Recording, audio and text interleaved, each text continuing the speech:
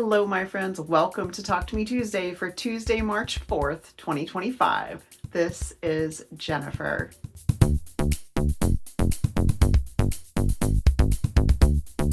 have a few fun things to share this week. In case you missed it, I did post a tutorial on Friday on YouTube and also on my website, So Hooked.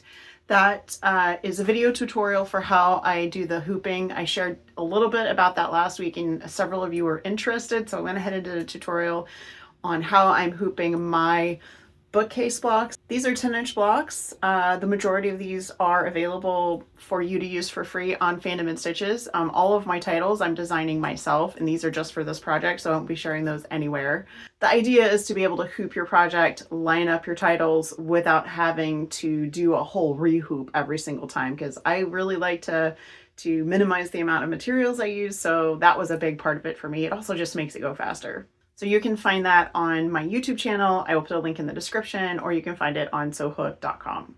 It is March now, and our March block of the month blocks from Talk to Me Tuesday have posted. We've been doing 2 blocks a month since last year, and March is our next to last month. So April, we will be finished. We started in May last year. So next month, we will have 2 more blocks, and I will share all kinds of ideas for finishing your quilt. I've already finished my top, so I'm going to show you my blocks here. The first block was chosen by Jennifer R. Playful Piecing, and these came from Quilter's Cache. This block is a rainbow bear paw. This was designed by me for my quilt, and I've been doing a rainbow theme for this entire event, and I specifically wanted a rainbow bear paw, so that is what that is. And this block is paper pieced. I love paper piecing, so that is what I did. You can find those blocks on talktometuesday.wordpress.com, and there's an entire pattern archive that has everything that has been chosen so far, and that will stay on the website after we're done with the block of the month. I did get some more embroidery done last week, as you may have guessed, since I did do a tutorial. I was actually just working on my blocks when I did that tutorial, and so last week I showed you this book title, and I finished the entire Tolkien row now. Everything that we had picked out, except for one title, I had listed one title more than I had books. So I did almost all the titles that my husband wanted on this row, and he was totally cool with the fact that I couldn't get them all because there were just too many. I'm super happy with the way they came out, and I'm just going to show you a couple of them close up. I think in general, this is my favorite block in the entire quilt. And this is the one I used in the tutorial on Friday. So this is a Project of Doom block from the 2015 Project of Doom, and you can find that on Fandom and Stitches under bookcase blocks. This is going to be on the Harry Potter page, but if you search teacup, you will find it as well. I did all the titles in Brilliance with different fonts, and I actually drew the Lonely Mountain myself. So I'm really happy about that because it's very, very small. This is my favorite block from this row, and maybe the whole quilt. I also really liked this book title, The Tale of Aragorn and Arwen. This is actually from the appendices from Lord of the Rings, and if you're a giant nerd like me, you have read even the appendices. And this is one of my favorite stories from the appendices, and my husband agreed, so I put that in there as well. I added this little vine that I had the design for. I'll see if I have the name for the designer for this, and I can include that in the description. But this, I changed the colors because I wanted it to look like the flowers that are described in Lothlorien. These are the Eleanor flowers. And one more because I really love this book. This is the Thane's book, and I added this little symbol here. This actually is something that's native on my machine. It literally is in my embroidery machine.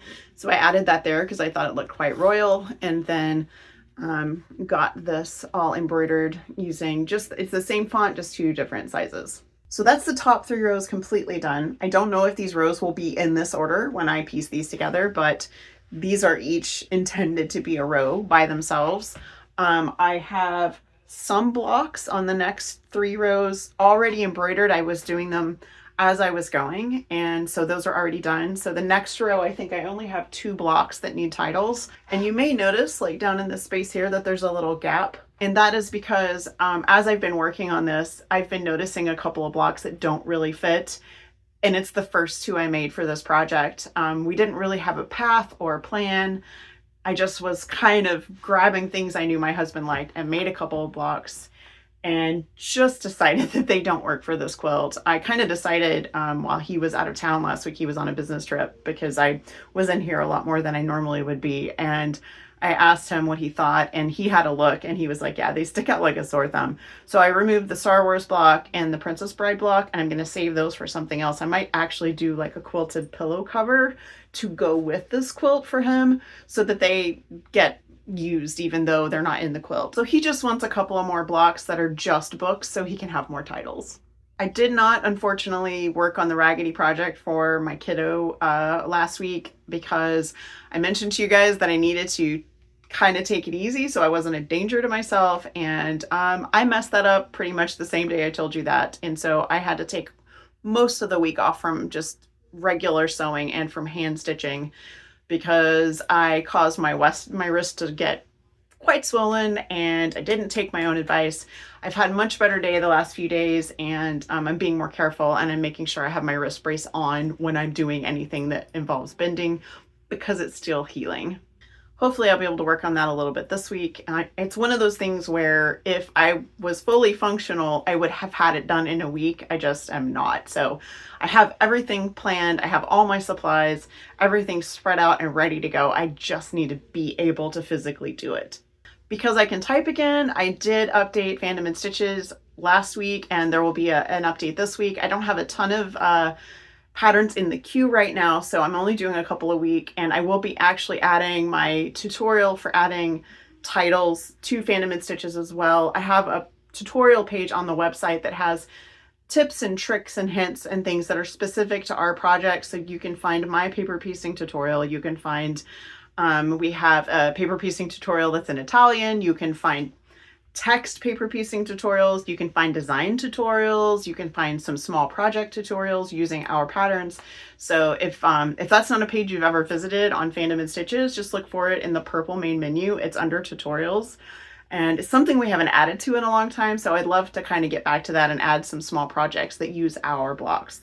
I think that is about it for me, you guys. I hope you have a really wonderful week. I hope you have a crafty week. I'm going to include some bird feeder footage, because I waited for 2 days last week to get some really good cardinal footage, and it showed up about an hour after my video posted. So I'm going to post that at the end because I was really pleased with it. And I will see you guys next week. Bye.